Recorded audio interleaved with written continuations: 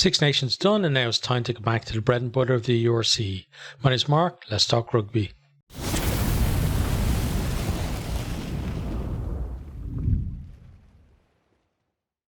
Okay, so first off, apologies for no videos over the last few days. I've been transitioning to a new laptop, which in the long run is certainly going to be better. But, I spent the last couple of hours since I recorded the intro chasing down an audio issue that was kind of cutting out basically 2 or 3 minutes every 4 or 5 minutes. So I'd recorded like a 20 odd minute video and there's just gaps everywhere. So I think I've gotten on top of that, but it's been fun trying to get different pieces of software to talk to each other properly and different pieces of hardware to play nicely with each other as well. It's going to take a while to get everything the way I really want it. So hopefully you stick with me on that. But in the long run, I think it's going to end up with, better quality stuff. And also it means that, the recording process is going to be a lot faster as well, at least in terms of the, doing the graphics, doing the editing and doing the rendering as well. It means that it's going to be much shorter time from the time I press record to the time I can actually start uploading a video. So that is a good note. Now, what we're going to do is I'm going to talk about round 12 of the URC. So we're going to just quickly go down through each of the games. I did record a much longer version, but I think I'm going to try and keep this one a little bit shorter just because I've now tried to record it about 4 or 5 times. So I don't want to do another long one and then not have it. So I'm going to start with the games that are on Friday, March the 27th. The first one is at 7:35. It's Glasgow Warriors versus Cardiff. It's at Scotstoun Stadium. It's 3rd versus 12th in the table. So Glasgow up there in that little group that are beginning to break away at the top of the table. They want to stay there. Cardiff themselves, they're kind of in a bit of a no man's land. They're not really in that group that are chasing to, get into the playoffs. And they're not in that little group at the bottom either that are having their own little mini league there. So they're kind of, as I said, they're a little bit in limbo really for them. And if we look at the form book as well, so Glasgow have won 5 of the last 7, 2 on the trot as well. Cardiff have won 2 of the last 7 and have 1 draw in there as well, but they've lost 3 on the bounce. So, if Cardiff lose this one, they're, I think any kind of outside chance they have of putting a run in to make the playoffs is, I think, pretty much gone. Like at this stage, it feels like they'd almost have to win the vast majority of the games to the end of the season to have any chance to qualify for the playoffs. It is a young squad that that has a lot of potential, but as you saw, a lot of these players, they were in the Wales Six Nations squad as well, and potential doesn't win you games. You've got to nurture it, you've got to bring it on, and I think next season we're going to see more from this team. Right now, though, Glasgow are much closer to the finished product. They've got so many, more, certainly in the wider squad as well, so many more established players who've been there, done that at this level, especially in the league format. And therefore, I'm going for a Glasgow win in that one, but a purple patch for Cardiff, I think. Okay, so the other game on Friday then at the same time, 7:35 kickoff, is Ospreys versus Munster. It's just a Swansea.com stadium. It's 10th versus 6th. So Ospreys are the highest placed of the Welsh regions and the only ones that have any kind of realistic chance of making the playoffs.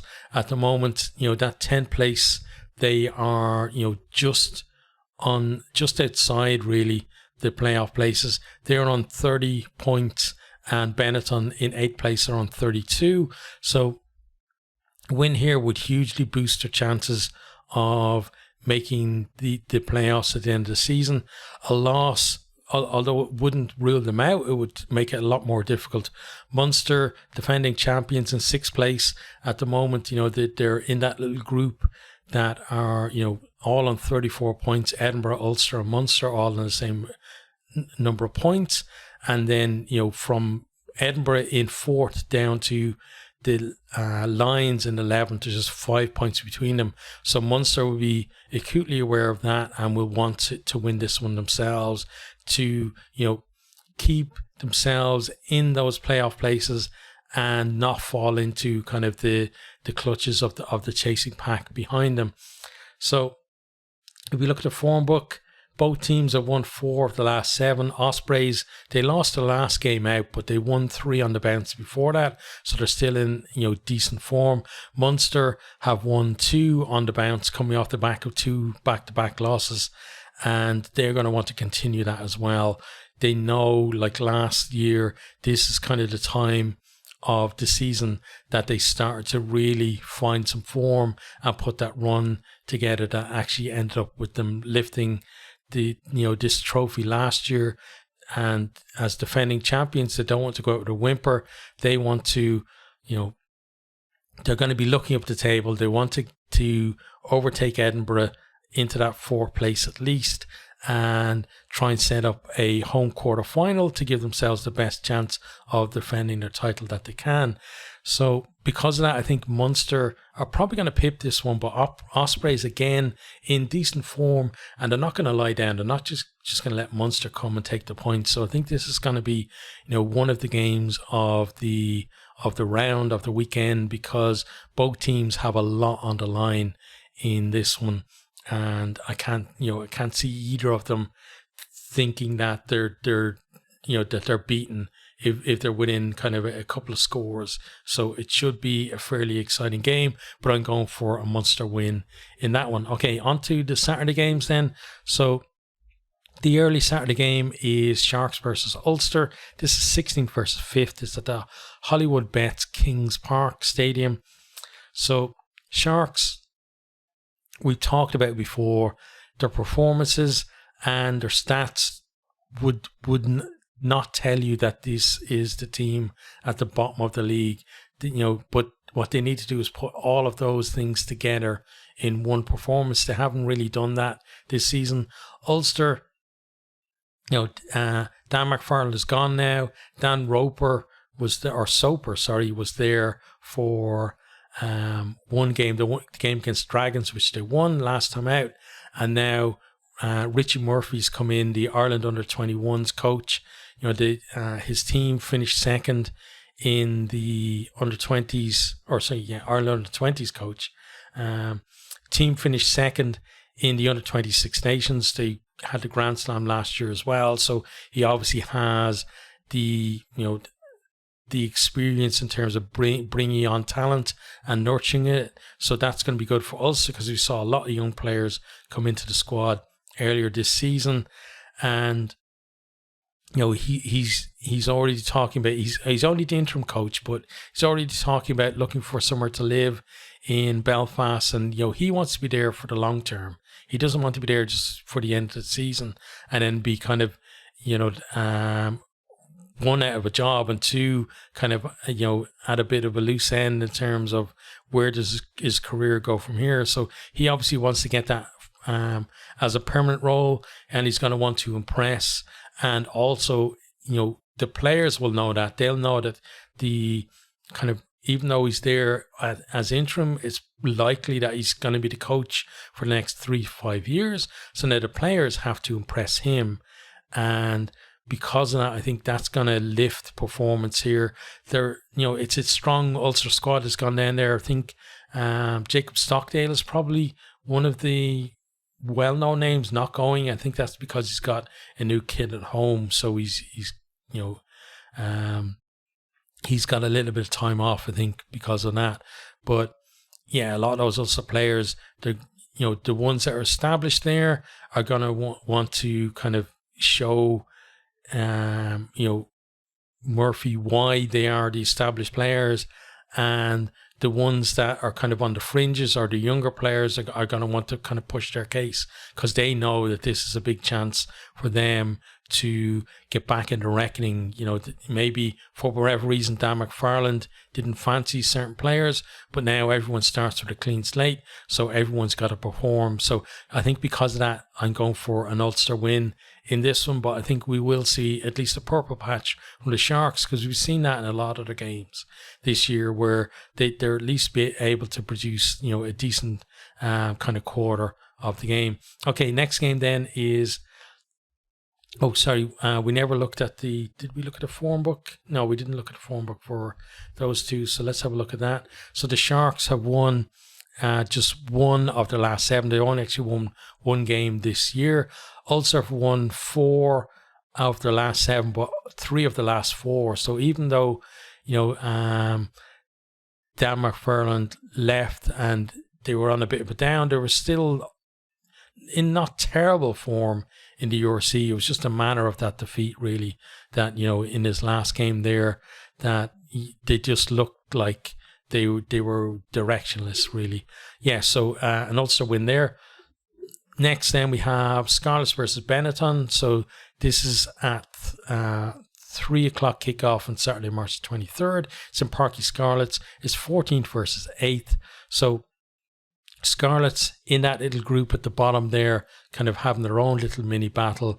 Benetton, they've gone from being second in the table, and a couple of rounds later now they're down in 8th, and in danger of really falling out of those playoff places, having had a fantastic season, and they really don't want that to happen to them. So form book then, Scarlets have won 1 of the last 7.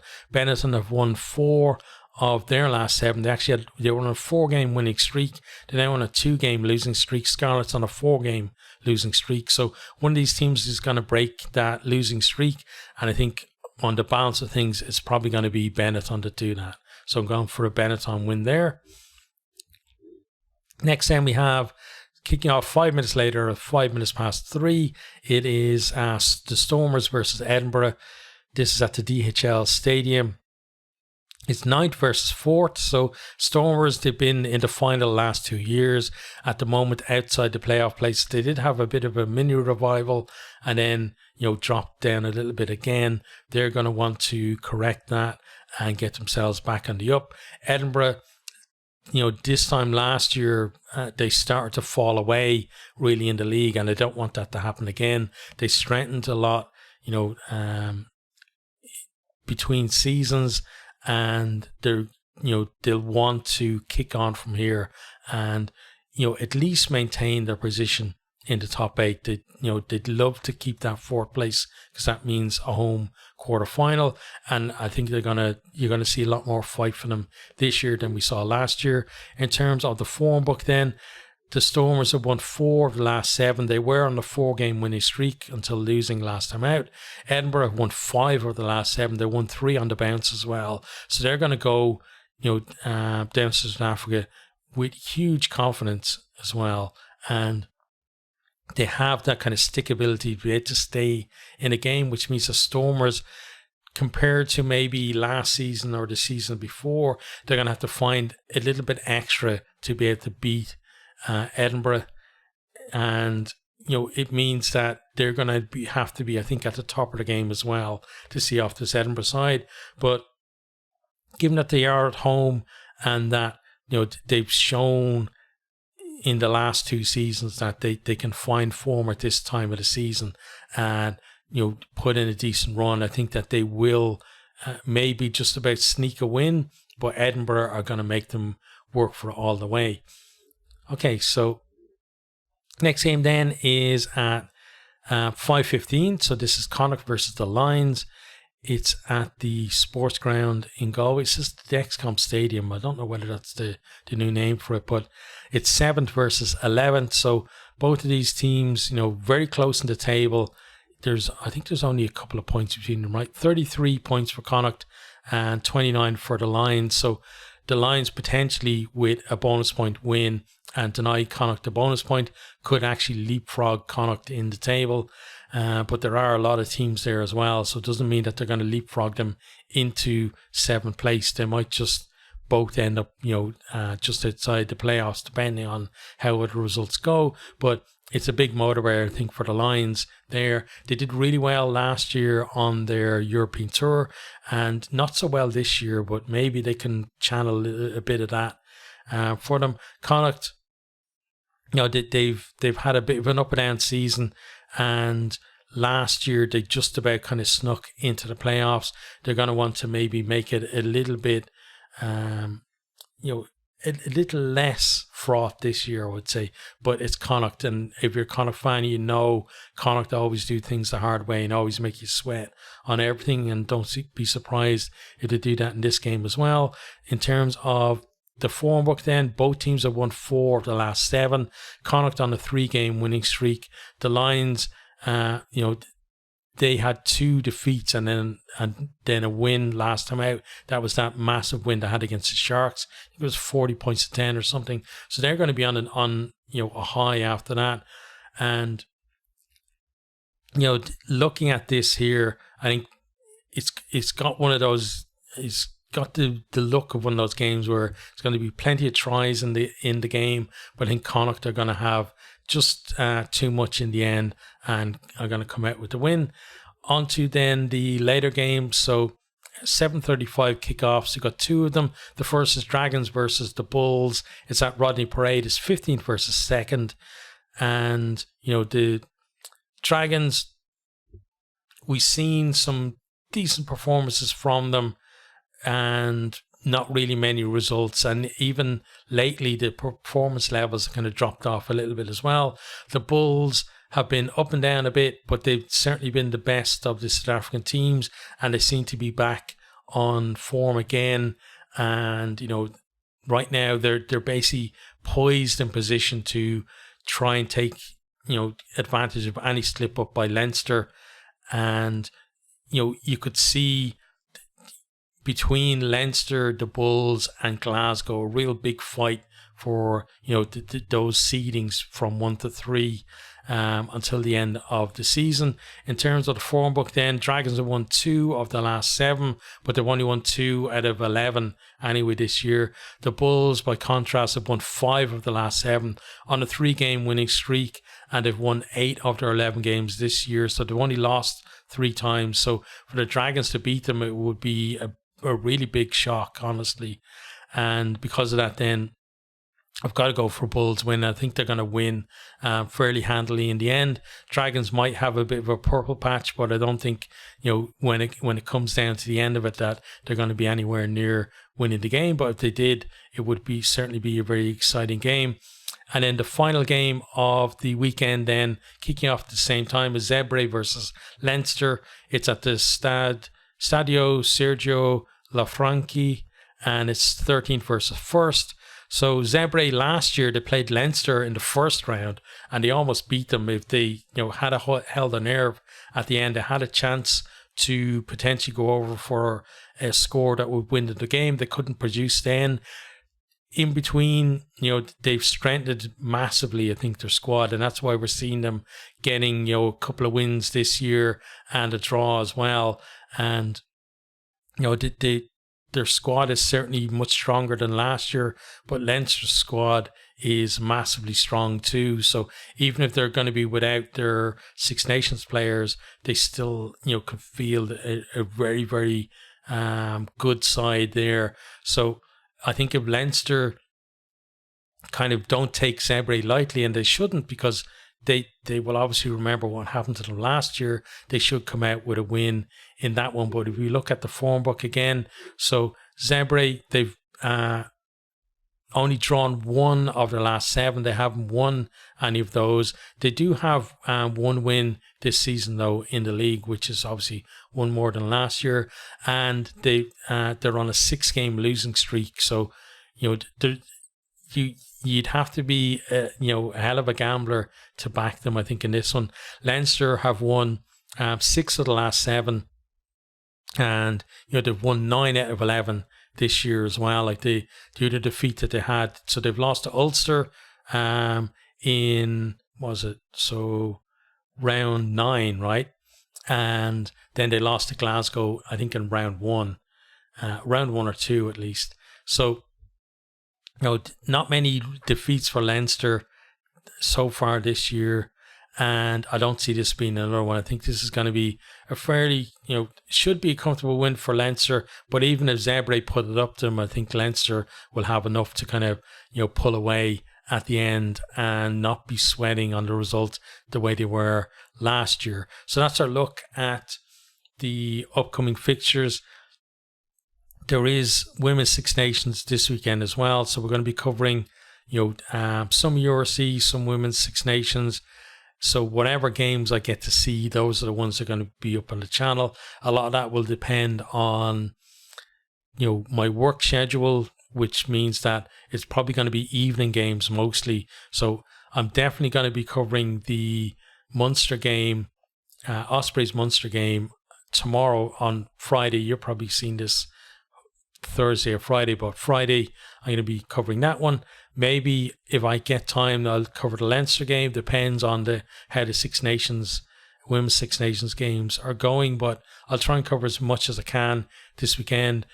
Whatever happens, though, we will have a roundup on Monday of how it's gone and have a look at the table as well. So as I said, it's all new gear for me now with this new PC. It's going to take a while, I think, for it to bed in properly. So stick around and stick with me, and hopefully we can see an improvement in quality over the next little while.